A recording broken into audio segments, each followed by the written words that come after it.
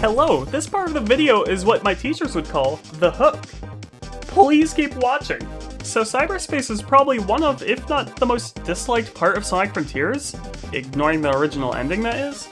And while I do still agree that the reused level themes and the look of a 720p YouTube video weren't the greatest decisions for Cyberspace, I'm gonna be honest, I don't actually mind the gameplay or even controls now. To explain how I think this though, I must tell you a quick story. The story of the homing dash. Our story starts with people playing Sonic Frontiers for the first time ever. 2 days before the game's launch because, you know, piracy.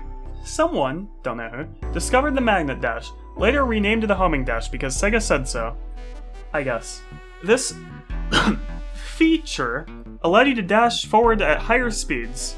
To perform this ability, you would have to homing attack something, but before actually hitting the thing, you would have to boost in any direction you want.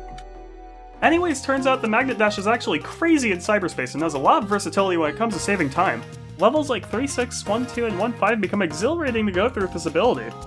But let's be honest with ourselves here. The homing dash doesn't make Cyberspace fun on its own.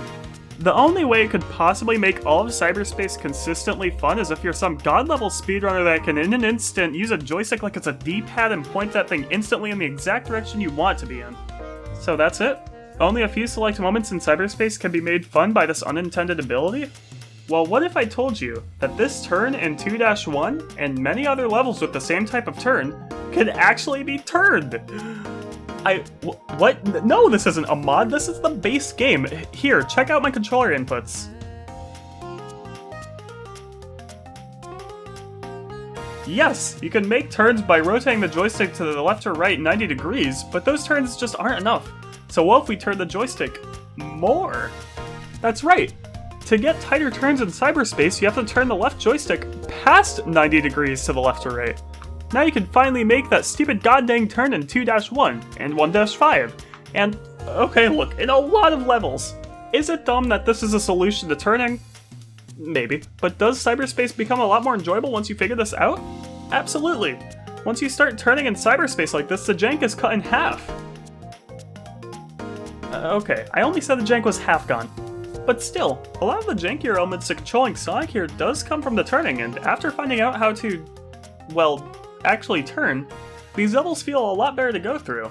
You can actually enjoy these levels ripped straight from boost games now. It's honestly hard to come up with much else to say about the turning aside from, well, it works. When you can make turns like you would in any other video game to ever exist, it's kind of hard to really come up with anything meaningful to say. I'm gonna be honest, I don't even mind the idea of having to turn the joystick past 90 degrees to make tighter turns. It feels like I'm having to literally pull Sonic towards the camera to get him to make the turn that he needs to make. It really feels oddly good, even if it does contradict the way superior open zone controls. Plus, it gives you a sense of speed and a part of the game that really doesn't make you feel very fast otherwise. But what about the even slower than normal Cyberspace 2D? Better turning won't help you and you can't always homing dash. Well, there is one more thing in the game that helps turn Cyberspace into something fun.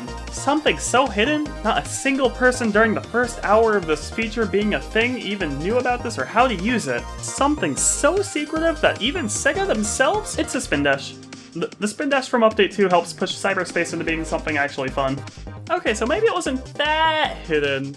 But dang it, a lot of people were confused as to how to get it when Update 2 dropped, which, by the way, I swear I'm still working on that video. I promise. You see, it seems the spindash was made first and foremost for the open zone. I mean, makes sense. The open zone is the main part of the game after all. But it seems like it was not adjusted for Cyberspace at all. Meaning you can just go super quick at the press of a button. Even more so for 2D Cyberspace. 2D Cyberspace levels go from being slightly faster than a normal stroll through the park to being as fast as the puff of air they shoot into your eye during eye tests. Good job, Sonic Team. Well, that was the video ever, and you watched all the way through it. You know what would be even cooler of you to do? How about you? I don't know actually. Maybe some chocolate milk or something would be cool right now? I'm not quite sure.